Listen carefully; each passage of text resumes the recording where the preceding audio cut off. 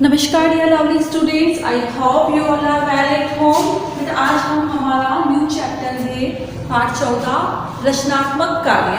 ठीक है ना, इसमें हमारे एक दो टॉपिक और हैं। इस रचनात्मक कार्य के अंदर ही हमारा नंबर 1 टॉपिक है चित्र वर्णन। ठीक है ना, आज हम वो पढ़ेंगे चित्र वर्णन। जैसा कि नाम से ही स्पष्ट है कि किसी चित्र को देखकर उसका वर्णन करना है ना।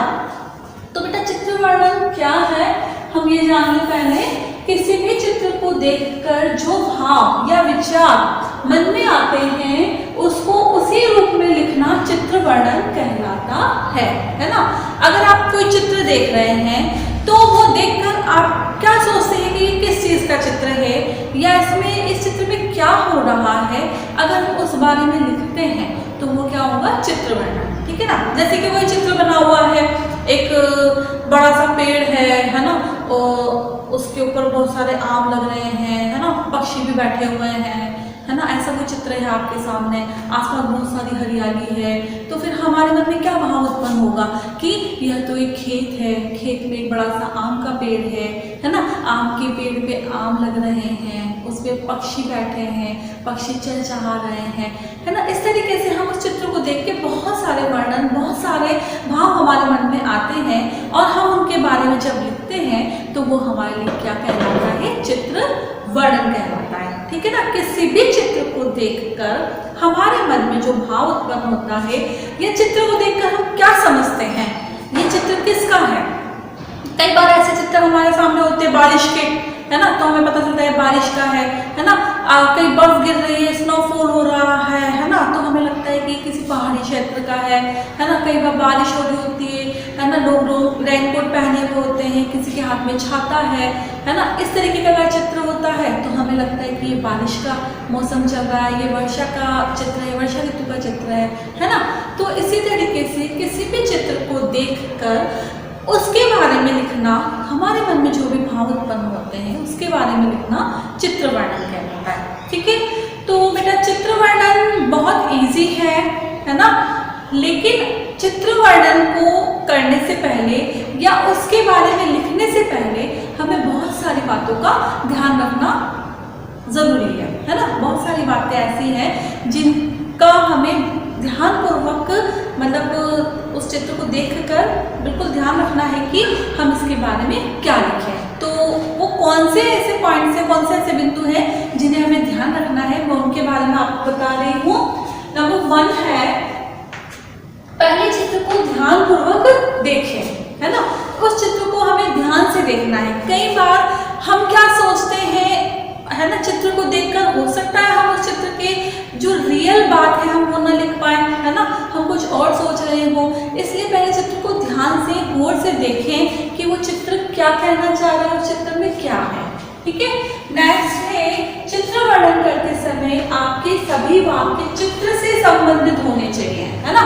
जैसे कि मैंने आपको बताया, एक खेत है, आम का पेड़ है ना, उस पर आम लग रहे हैं। इस तरीके से उस चित्र में जो भी हमें दिखाई दे रहा है उसी से रिलेटेड हमें वाक्य लिखने हैं, हमें कोई और बात हमें उसमें नहीं लिखनी है। ठीक है ना, चित्र से रिलेटेड ही बात हमें उसमें लिखनी है। नेक्स्ट है, चित्र में जितनी भी चीजें दिख रही हो सभी का वर्णन करना चाहिए है ना। बहुत सारी चित्र में चीजें होती हैं है ना, जैसे कि अब जैसे आम है, पेड़ है, पक्षी है ना, जहाँ वो खेत है, तो मैंने सबके बारे में आपको बताया है। तो हमें चित्र को बहुत ध्यान से देखना है, उसमें अगर बहुत सारी चीजें हैं तो कोई चीज ऐसी ना हो जो हमसे छूट जाए है ना। हर एक चित्र का हमें उसमें वर्णन करना है। ठीक है, नेक्स्ट है, जब भी आप वाक्य बनाएं तो यह ध्यान रखना चाहिए कि आप केवल वर्तमान समय के ही वाक्य बनाएं है ना। उस चित्र में क्या हो रहा है, उस समय आपको क्या दिखाई दे रहा है, ऐसे ही आपको वाक्य बनाने हैं। ऐसा नहीं है कि अगर आपको आम के पेड़ पर आम दिखाई दे रहे हैं तो बाद में आप कहें, उस चित्र को देख के कहें कि इसे माली तोड़ेगा है ना, या हम उसे खाएंगे, आम बहुत मीठे हैं। ये चीजें हमें नहीं लिखनी है। क्यों? क्योंकि हमें जो दिखाई दे रहा है वर्तमान में, उस समय जो हमें दिखाई दे रहा है हमें उसी के बारे में लिखना है। अरे अगर आम लगे हैं तो उसे तोड़ेंगे भी है ना, और उसे खाएंगे भी, लेकिन उस समय हमें उसके बारे में नहीं लिखना है। हमें सिर्फ वो उस समय की जो कंडीशन है, जो हमें वर्तमान में दिखाई दे रहा है, उसी के बारे में हमें लिखना है। ठीक है, नेक्स्ट है पहले वाक्य में चित्र किसका है और अगले वाक्य में क्या हो रहा है ये बताएं। सबसे पहले हमें चित्र के बारे में बताना है कि ये चित्र किसका है ना। जैसे कि ये चित्र खेत का है ना।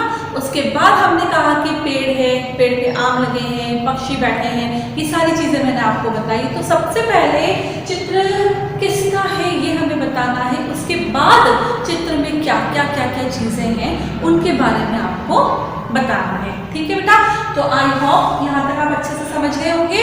मैं एक बार फिर से इसे रिपीट कर रही हूँ, ध्यान से सुनेंगे। किसी भी चित्र को देखकर जो भाव या विचार मन में आते हैं उसको उसी रूप में लिखना चित्र वर्णन कहलाता है। ठीक है, चित्र वर्णन करते समय हमें कई बातों का ध्यान रखना चाहिए। वो ध्यान रखने योग्य बातें, ये कुछ पॉइंट्स हैं इंपॉर्टेंट। पहले चित्र को ध्यानपूर्वक देखें।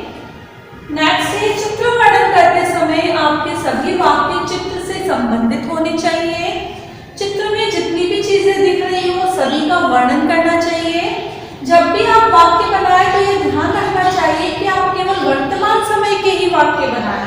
ठीक है, नेक्स्ट है पहले वाक्य में चित्र किसका है और अगले वाक्य में क्या क्या हो रहा है ये बताएं। ठीक है, तो आप अच्छे से समझ गए होंगे। अब आप अपनी बुक में देखेंगे चैप्टर, इसमें पेज नंबर 59 पर एक बर्थडे पार्टी का चित्र दिया हुआ है, उसका वर्णन लिखा हुआ है, ये आपको रीड करना है। नेक्स्ट पेज पे आपको काफी सारी पिक्चर्स दी हुई है, उनके बारे में लिखना है। नंबर 1 वाली पिक्चर मैं आपको एक्सप्लेन कर रही हूँ, आप ध्यान से इसे सुनेंगे और समझेंगे और उसके बाद अपनी बुक में इसे फील करेंगे। ठीक है, नंबर 1 है वर्षा ऋतु आ गई है ना। चित्र को देखकर हमें क्या लग रहा है कि बारिश का मौसम है ना। तो हमने सबसे पहले लिख लिया कि वर्षा ऋतु आ गई है। ठीक है, फिर देखो बारिश हो रही है तो मैंने लिखा है कि बारिश हो रही है। फिर है बारिश में खुश होकर मोर नाच रहा है। देखो इसने अपने सारे पंख फैला रखे हैं, बारिश होती है मोर खुश होता है ना, तो मोर नाच रहा है। और देखो आसमान में काले काले बादल छाए हुए हैं, मुझे वो भी दिखाई दे रहा है, तो मैंने लिखा है आसमान में काले बादल छा रहे हैं। अब देखो पेड़ भी ऐसे लग रहे हैं ना जैसे हिल रहे हैं, हवा चल रही है, तो पेड़ भी ऐसे लग रहे हैं जैसे कि खुशी से झूम रहे हैं। ठीक है बेटा, तो ये एक पिक्चर का वर्णन मैंने आपको बता दिया है, एक चित्र वर्णन। इसी तरीके से आपको नेक्स्ट वाले चित्र वर्णन करने हैं। अगर आप कर पाते हैं तो बहुत अच्छी बात है, नहीं तो हम ऑनलाइन क्लास में इसे फील करेंगे और इसे आपको अपनी बुक में फील करना है। आई होप इसे आप अच्छे से समझ गए होंगे। Thank you and have a nice day.